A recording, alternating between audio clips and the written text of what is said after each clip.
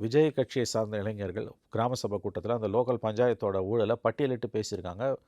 இப்போ கிராம சபை கூட்டத்தில் இருந்தவங்க வாயடிச்சு போயிருக்காங்க. இந்த பசங்களை ஏதோ விசில் அடிச்சாங்க குஞ்சுங்கன்னு நினச்சோம், இவ்வளோ பேசுகிறாங்களேன்னு.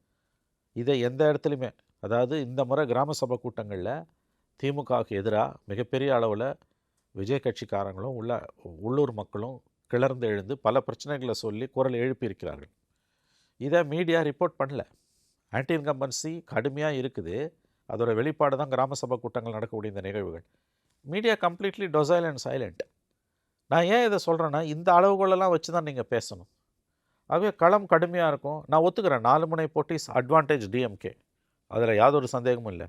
பட் நீ ஜெயிச்சா பத்தாது, 118 தனியாக வாங்கி ஜெயிக்கணும். கூட்டணிக்கு 330 சீட்டு வருதுன்னா இட் டசன்ட் மேக் சென்ஸ். இப்போ 96 சீட்டு 2006 கலைஞர் வாங்கின மாதிரி நீங்கள் வாங்கி எதிர்கட்சியாக இருந்தீங்கன்னா, இந்த முறை ஒரு சீட் இருந்தால் கூட அவன் மந்திரி சபையில் இடம் கேட்பாங்க. ஆகவே steaks are very high for DMK. ஜெயிக்கிறது போதாது, 118னா 120 வாங்கி ஜெயிச்சாதான் அது வெற்றி. தனியாக